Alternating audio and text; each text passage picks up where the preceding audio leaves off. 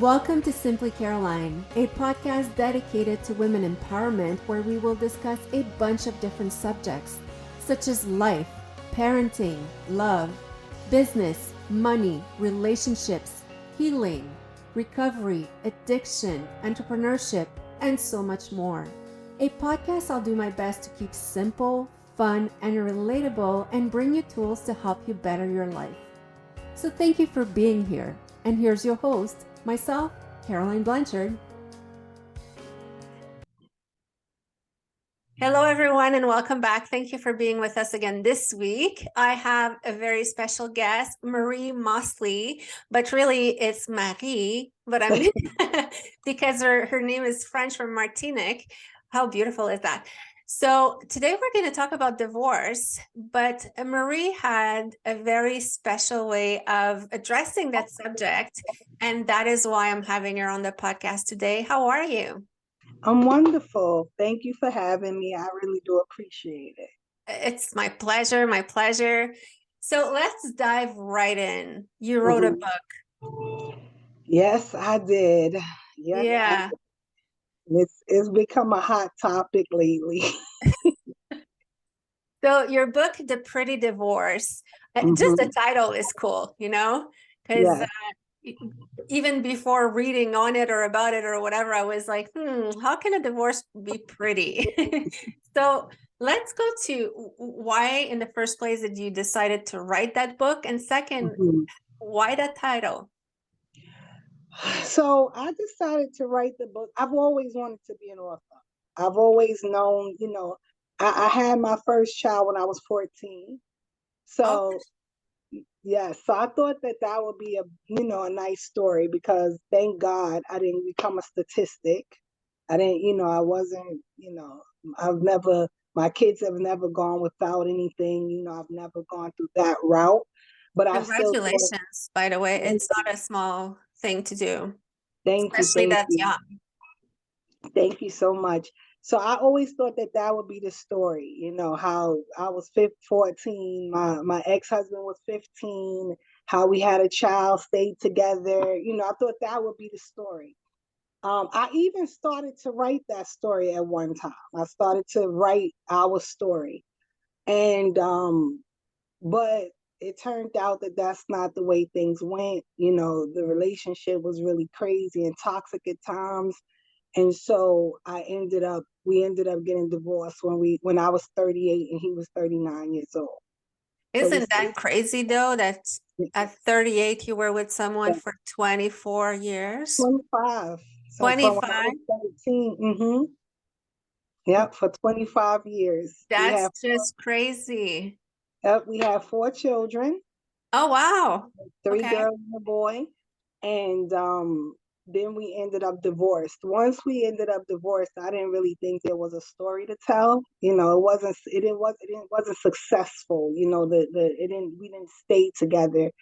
Um, But at some point, I kept running into women that were having relationship issues, and they were going through divorce, and their husband was toxic, and the husband was, targeting them like an enemy. Different things that was happening to me, that happened to me, happened to them.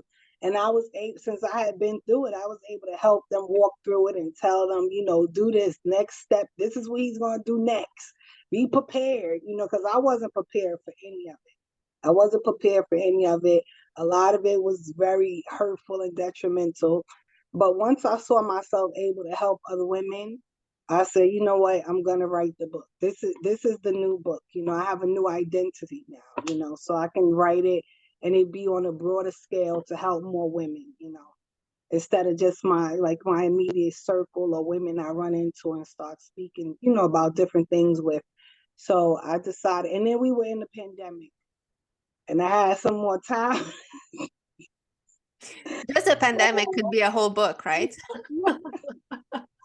I had some time on my hands, so I said, let me, go ahead and write the book. And yeah, it took me a little while to write it because there was a lot of trauma in the book. And so when I hit those pain points, I had to kind of step away from it for a little while and then go back. But yeah, it was So a good journey. When we hear the title, The Pretty Divorce, it seems like you guys had an amazing divorce. It all worked very well. Well, that's how I see it, because, that's a bit my story. It's like divorcing amicably and just, planning together and all of this. It No. sounds like that, but it's really not that. So it's kind of a sarcastic title. You know what? No, it's a concept. It's a Okay. concept, right? So a lot of times when you hear about divorce, you do hear about the mess. You hear about, all of these horrible things that happen in it. And I think a lot of women, we stay stuck in the horrible part of it. We're bitter, we're resentful, we're hurt instead of seeing this as something that's good. So that's the concept. Divorce, because divorce means like the separation of something. So it has two meanings. It means marriage, but it also means a separation of something, like separating yourself from something. So the concept of pretty divorce is alcohol is not a good friend of mine, so I'm gonna have a pretty divorce. Like I'm gonna get myself divorced. You know what I mean? And so Mm-hmm. my marriage wasn't good for me. It was I gave it a pretty divorce. I am happy. I'm elated to be separated from that situation. It was very toxic, hurtful, abusive at times, and so I got I kind of I think I did very well once I came out of the divorce. And it wasn't monetary. It wasn't, a big house and a car, but I have a peace of mind. I'm happy, authentically happy. Like I'm not faking it for my friends and my family because I don't want them to know what type of things that I'm going through at home. So to me, that's what the pretty divorce is about. It's about the outcome, not just the signing of the papers, the getting if you get in a lawyer, we separate and we get separating our assets and different. It's not that piece of it. It's really your outcome, and now the opportunity to what? Write a book, the opportunity to you know live my dreams out, the opportunity to find real love from somebody that's gonna really appreciate who I am and what they have in me. So that's what it's about. Well, I have like a dozen of questions in what you just said, but I'm gonna start by asking you, how old are your kids now? 37, 31, 25, and 20. You look so young. Well, I know you had your first one young, but still, you look too young. So, well, to have a 37-year-old. Thank Well, you.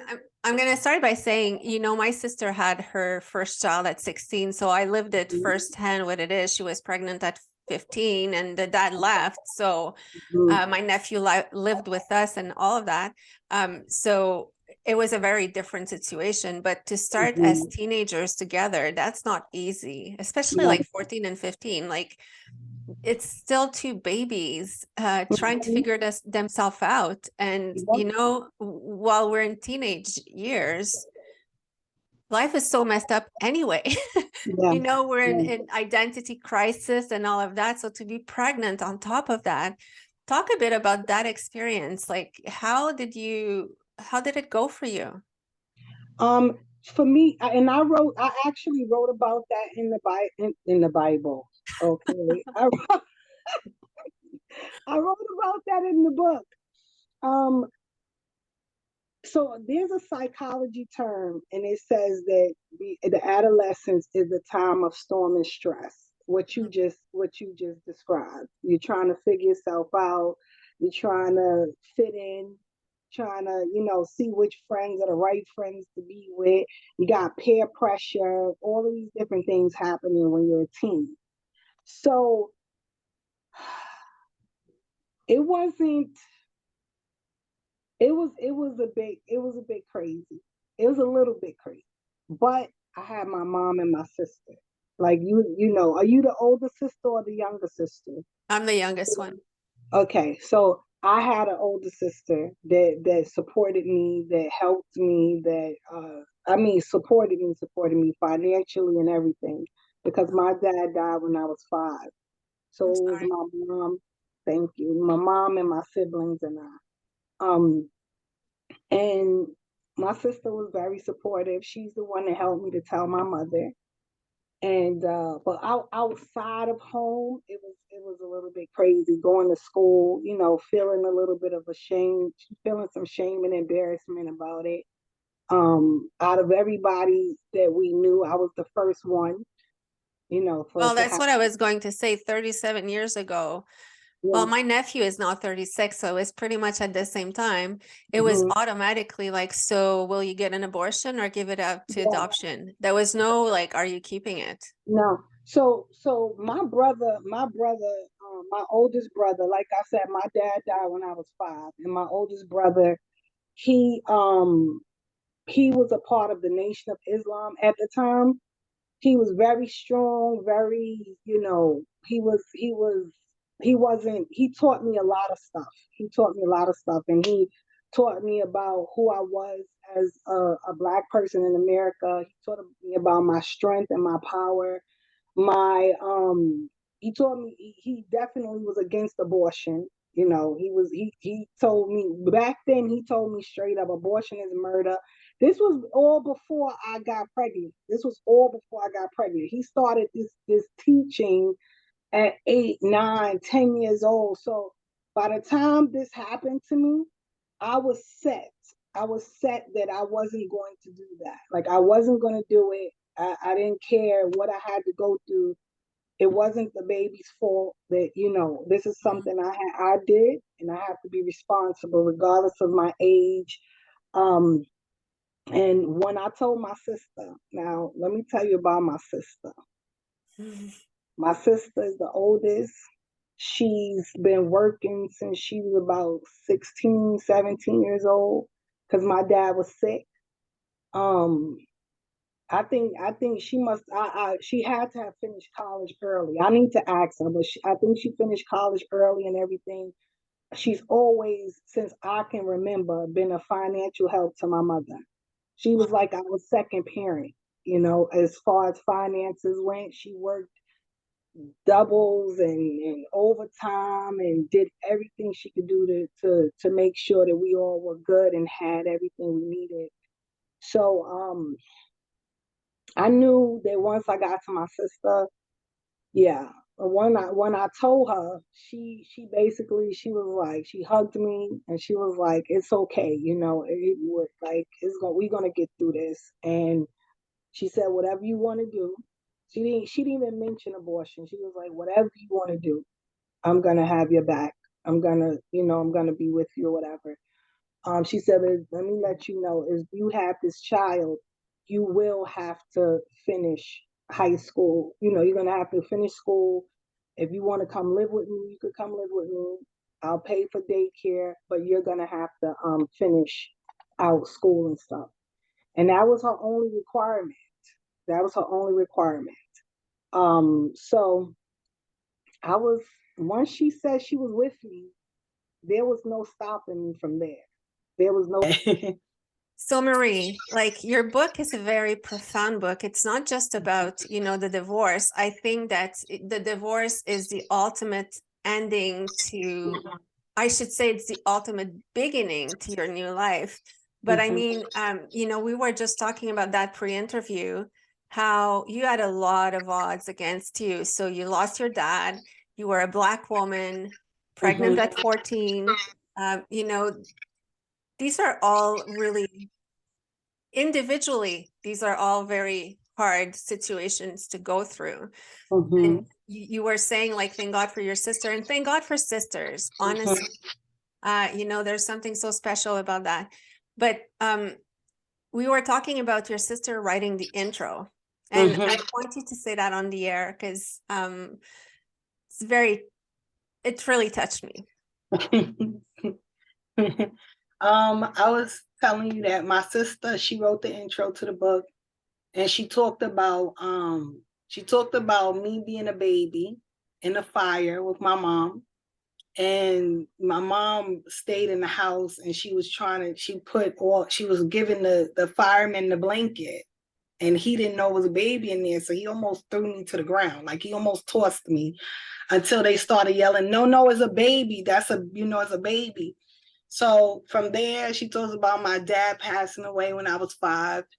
And then when I was 12, my sister and my niece died tragically. Yeah, they died tragically. And then at 14, I was pregnant. And she was like, with all of that stacked against her, she still, became who she is. She was like, this is a story about perseverance, and things like that. So it was really awesome how my sister fit my book perfectly. She introduced me perfectly. Yes, I was a young teenage Black young lady, right? But like I said, I'm going to be honest, I attribute a lot of that to my family. I really do. My brother taught me about who I was, and that I had power within me to make it, regardless of my skin color, my gender, And so when I was pregnant at 13, I started to tell you, my sister, once she was behind me, she was just like, as long as you finish school, I'm gonna do whatever I gotta do to see you through. My mom, once we told my mom was a little bit harder to get on board, but once it was me and my sister, my sister was like, listen, I'll pack her up and take her right now. It's okay. It's okay. I'll pack her up and I'll take her. I got the daycare. She's going to finish school. It's going to be all right. That's really, the things that my brother instilled in me, and the fact that I had the support of my mom and my sister, because my mother finally, she gave in after a few days. She was like, no, you're not going anywhere. You're my daughter. That's my granddaughter. I have to help you through this, And it actually really built a strong bond between me and my mom, because I was going through that teenage phase where my mom, I can't stand my mother, and what she did for me, it really brought us closer. I was her caregiver. I was up with her. She passed away in 2020, and I was with her up. I took care of her up until the bitter end of it all. So it was, it was okay. It was okay. I went through my ups and downs and hardship, and I know a lot of people don't have supportive families like that. So it's almost hard for me to tell my story. Because I know there's a lot of people that might not have that support system. Yeah, and you know what? That's a bit what I was going to say, is that with a very supportive family, and sometimes family is not blood, sometimes it is blood. Yeah, exactly. Sometimes it's a family that you'll create yourself. But I mean, with a strong support system around you, which usually is built onto acceptance and love. It's not even about money or means. It's really love and acceptance. Absolutely. It can make you very strong. And and another thing that I admire, and I'm gonna say it, and like whoever wants to not like what I'm saying, I don't care. But one thing I admire about Black people or minorities, and I admire is not the right word, but you guys, you're born into a situation that I will never comprehend because I was not born into it. So they start teaching you very young how to find the power within you, because you're not going to technically find it on the outside. Absolutely. We're more privileged, so we're not taught that really, It's like when we get older or when we finally face some obstacles that had happened. And I really think every single child should be taught that, because when you're raised, when you grow up with the feeling inside that the power is within you, you're way more confident and strong. And your book is really, I'm sorry, and you're resilient. yeah, Life is gonna hit you one way or the other. People go through stuff all the time, but if you're not taught that, Like you said, it's not going to happen from outside. No one's coming, and another thing you said, I taught in the book. I teach in the book about how to create your own support system. It doesn't have to be a family. When my ex-husband and I broke up, he didn't come see my kids. He didn't talk to them for a long time. I created my own support. I don't know how to raise a boy. So I created my own support system through his coaches in football. I spoke to his teachers. I let them know what he was going through, so that we could kind of get around him and build that support system to get him through because my son went through it really hard when me and his father broke up. And but he's doing terrific without any help, without any help from his father. His father was around maybe up until he was about 8 or 9. But through the teenage years, through all of his high school, everything, he wasn't around. He didn't talk to my son. And my ex-husband he jumped in, but I got them coaches involved. I kept him in extracurricular activities to help build that support system and get people involved. So you are absolutely correct. And that's one of the big things I hope the audience takes from this, that if you don't have a support system, there is ways to build one. You're a smart woman. You're a smart woman. And I admire your resilience. And that's actually, just before you said it, I was going to say, your book is a little misleading because it's really a story about resilience. It's not just about the divorce in the end, but I get the idea of like you divorced from the past, basically. Yeah, and I use my divorce as a catalyst. Like I tell the story. But recently, I promise you, I have been thinking like, did I give it the right title? Oh, because I talk about boundaries. I talk about finding new love. I talk about my relationship with God. It's a lot in there. And even my girlfriend, she was like, this is just not about divorce. Like this is a whole legitimate relationship book. Why do you? And I said, well, maybe I gave it the wrong. you know what? I don't think you gave it the wrong title. I think, once you explain what it means to you, and there's a lot of, like, I wrote books too, and it's okay to not always be 100% clear in your title. People will discover you, and that's why you do podcasts to talk about your book, because, I encourage everyone. It's on Amazon, right? No, not yet. No, not yet. It's coming out. It's at theprettydivorce.com. So you can't, it's on pre-order. You'll get it right away, but it's on like a pre-order situation. You know how the book thing go before you get it to Amazon and all of the stuff you do. So that's where it's at now. But they can get it and they get it right away. Yeah.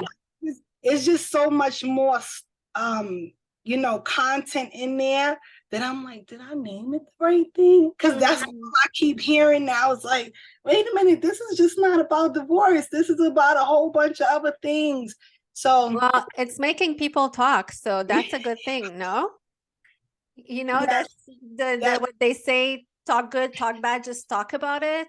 Yes. So it's making people talk. Just us like discussing the title right there, it's going to stick into people's minds. So, trust yourself, and there's never too late anyway to do changes, but I would leave it as that because it sounds perfect to me. And yes, you divorced an old life. And I think that we associate divorce too much to relationship, but the real definition of divorce is separating two things. So, but even I mean, friends, you have those frenemies, they can get divorced. They don't need to stay around. You gotta watch your circle. So so the concept really does fit. There's a lot of toxic relationships in our lives that we should divorce. Yep, not just the person you're with. And I say that in the book also. It's not just about a man.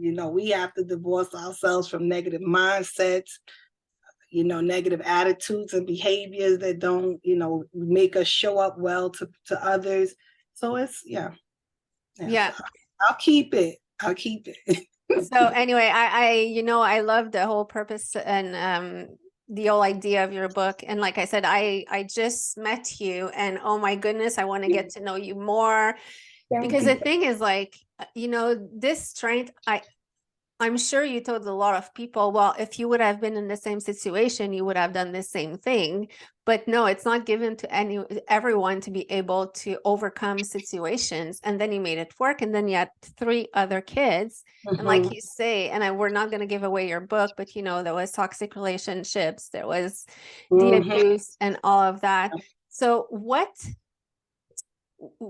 really brought you in the end to say, it's enough and I have to divorce and choose me?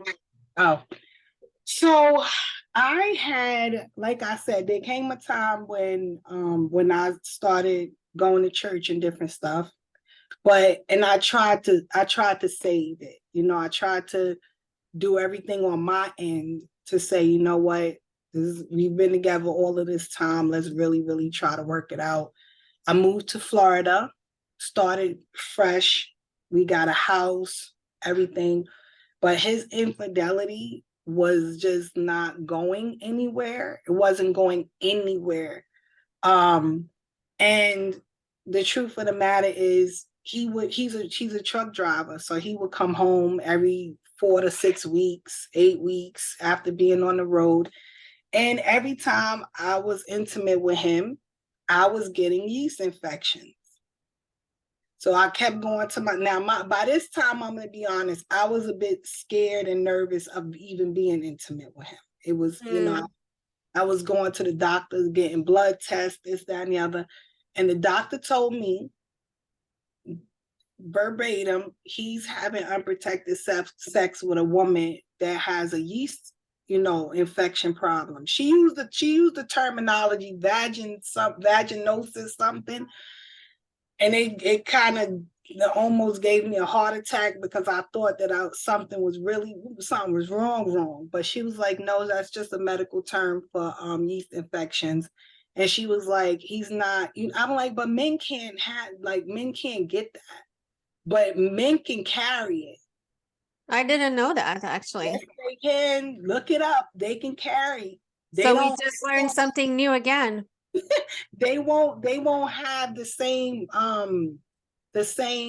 symptoms and the same things that happen to us, but they can carry. And so when the doctor told me that, I was like, wait a minute, what? That makes no sense. But what did stick with me is unprotected sex. At the time, women between African American women, I should say, Black women between the ages of 25 to 45 was the highest. They had the highest rate of HIV at that time, the highest rate of HIV and AIDS. I'm a guidance counselor. So I stay on top of like all of the statistics and all of these different things because I have to teach these things sometimes to students and everything. So I have to stay on top of numbers and all of that and data. So that terrified me. It terrified me that what if this was something else that he was bringing to me? And I just was like, you know what?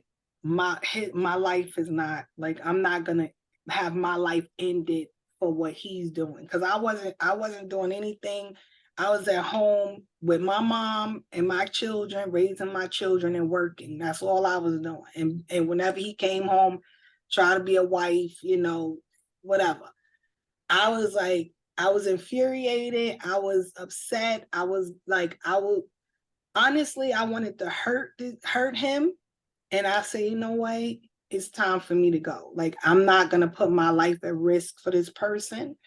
He has no respect at all. He's like just out there doing what he wants, who he wants, state to state, all kind of stuff was coming out. All kind of like the week before that, this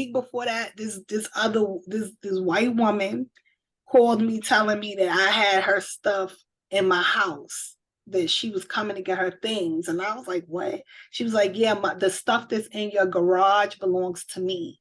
Then she went on to tell me all of this stuff about the relationship they were having with each other, and all of she was sending my children stuff like, the clothes that you got there, Isn't you remember the Gap outfits and all of this stuff? I bought that for Dan. Like she was naming my children. It was so I was like, so that happened like a few days before the doctor. So he had left and gone back on the road. So he was on the road, he was away. And I was saying, had he been home at the time, it might have gone very differently, because I was infuriated. I was done. I was just so I started to pack. I called New York. One of my daughters was in college. The other one was heading to college. I called New York. I called in some favors from some of my old principals to get a job here because Florida does not pay anywhere near what New York pays. It doesn't, like New York pays almost, I wouldn't say triple, but it's definitely more than half, maybe 75% more than, So, yeah, I started to pack. I spoke with my mom. I spoke to the kids, like, I'm going back to New York. I want to, because what I wanted to position myself to take care of the kids without him. I didn't want to rely on whether because at the time he wasn't sending home a lot of money anyways. I was paying the whole mortgage. I was paying the pool guy. I was paying the lawn guy, the lights, the cable, and every now and again. So it was just enough. Like it was enough. He wasn't going to man up and he wasn't seeing it the way I saw it. He wasn't seeing it that, we've been together this long, we have 4 children, let's find a way, let's figure it out. So I decided to let him go, live the life he wanted to live with all of these women. I was not, I just, the thought that he could have bought me something else besides, that took it all the way over the edge. Yeah, that's crazy that someone has that power over you when you actually trust them. Yeah. And it's like, you're not gonna, I'm telling you, I just had a flash. In about 20 years, there's gonna be home testing kits that you can give like just before they come in the house. No, I'm sorry. I'm putting a joke here, not that there's anything funny in what you No, said. but let me tell you something. I can laugh now. Well, I would have been annoyed, but now I can laugh. And that's what's about my pretty divorce. Like I don't worry about those things now. I don't have to live like you don't that. have the anger anymore in you. Have It's that gone. anger. I don't have that, and I've even I wrote about forgiveness as well. I've forgiven him. I want him, I want the best, and I hope everything works out for his life. I don't have those issues. And that's what the pretty divorce is about. It's about my outcome. It's about me not walking around angry, having some joy in my life and not just. Yeah, and I think you said a huge point here, because I know women who have been cheated on. I've been cheated on, not by whatever. I'm not going to say by who, but not by anyone in my current life. But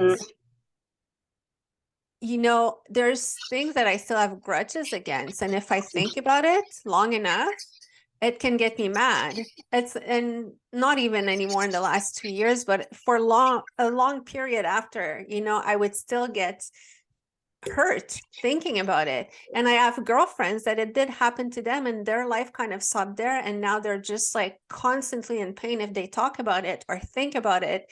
They can't trust anyone else. They can't be in another relationship and all that.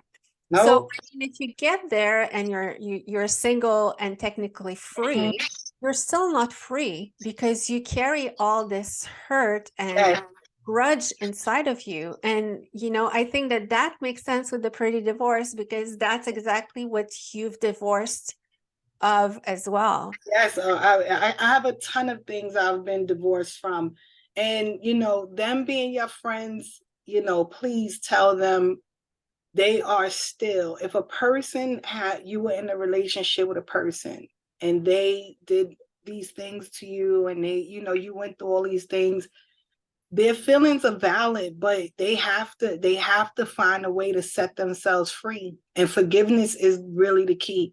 Forgiveness is really the key, because it's, you know, there's a saying, and I'll put this in the book, but unforgiveness is like drinking deadly poison Hmm.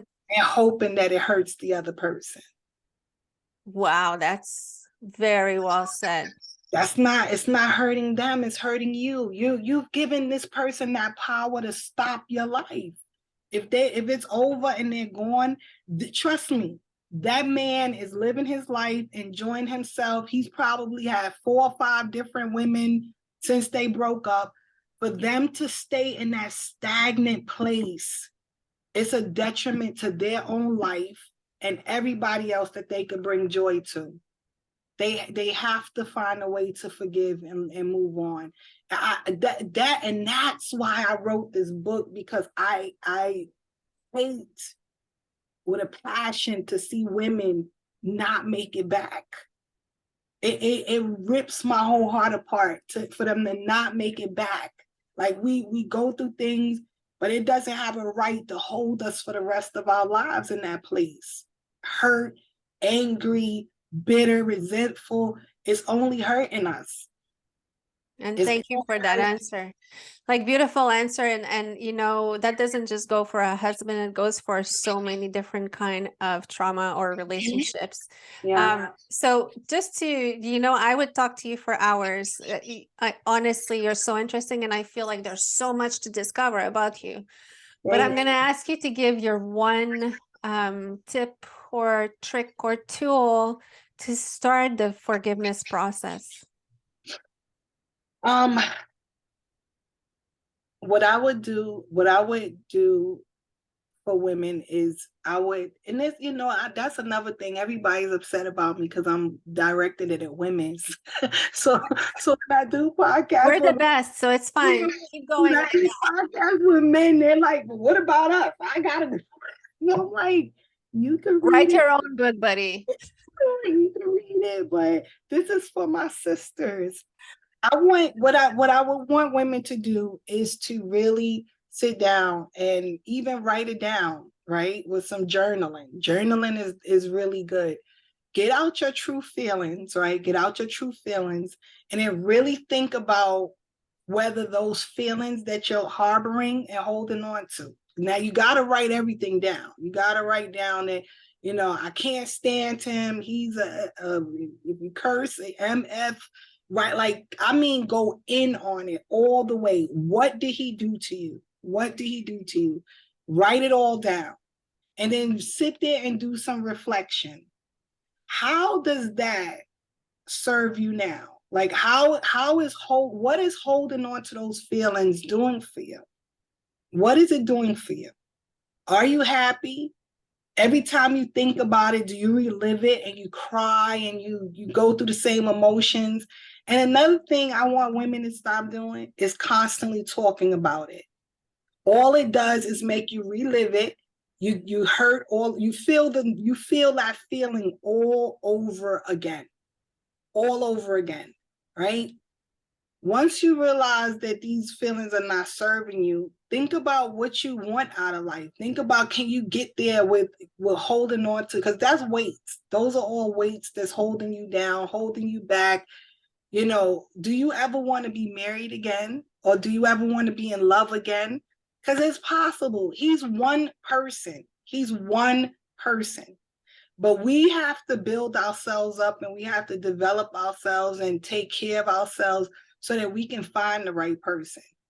The revolving door of dating just keeps sucking in the same type of person, you know? But I want women to really look at, what is unforgiveness doing for you? Mm. What is it doing for your life? If it's not helping you any, then it's time to let it go. And how you let it go is you start to love yourself. You start to love on yourself, spend time with yourself, create an intimate relationship with yourself, and stop talking about it. If you need help, if you need counseling, a coach, books, whatever you need that's going to help you get out of that situation, because everybody is different, right? I didn't go to, even though I'm a counselor, I didn't go to counseling. You know what I mean? I prayed a lot. I read a lot of books. I took time off from relationships and really let myself heal, reflected on all that I've gone through and see what never want to go through again. What's good about me that I need to take with me and what I need to leave behind. Like you said, that power, no one should have that type of power over us to devastate our lives. And I'm not making any excuses. I was a teenager. There's no excuses for me. I don't give excuses. I went through it, and now it's time for me to move on and go after the life that I want. But I can't do that if I keep letting what he did. Still 3 years later, I'm living around, thinking about, living in what he did to me. I'm not free at that point. I'm not free, and it's only bondage. And I pray that women, they have to start thinking about what it's doing to them, because it's not hurting them. Thank you. And I'm going to ask you that one last question. Are you happy now? Yes, ma'am. I'm so glad to hear that. And you know what? I knew the answer before asking, but let's just say it to be clear. Yes. You went through a process and you came out as a winner, and the best is yet to come. And I wish you really only the best, Marie. Where can people reach you? So I am on social media, on Instagram as marie.d.mosley. The book is at theprettydivorce.com. I can be emailed at theprettydivorce.com@gmail. And also I'm on Facebook as Marie Mosley. There you go. So reach out to Marie. And, if you have questions, if you have comments, we, first of all, when we write a book, we always love to hear comments after. And I'm so proud of you for going through all of this. Congratulations. Thank you. You're a strong woman, and keep talking about it, because, women, and it's going to affect men as well, need to hear about strong people that came out on the other side and found happiness. Because quite often when you're in that dark place, you can't foresee happiness anywhere. It seems impossible. When the good expression, the old expression, there's a light at the end of the tunnel. Yeah. Sometimes when you're in the tunnel, you're like, but how long is that freaking tunnel? Like, seriously. But so that, I love you. That's a part of my that's a part of what I say in my coaching program, that I want to help women get to that light at the end of the tunnel. Yes, there is always a light. What I love about people, meeting people like you, is that it's, proofs that you can always get out on the other side. So thank you so much, Marie, for being with us. To everyone, thank you for being with us again this week. And I will see you next week. And Marie, I really wish you only the best. Thank you. Same to you. Thank you. I do appreciate it. And I had fun. Thank you for having me. Me too. Me too. Have a good week, everyone. You too.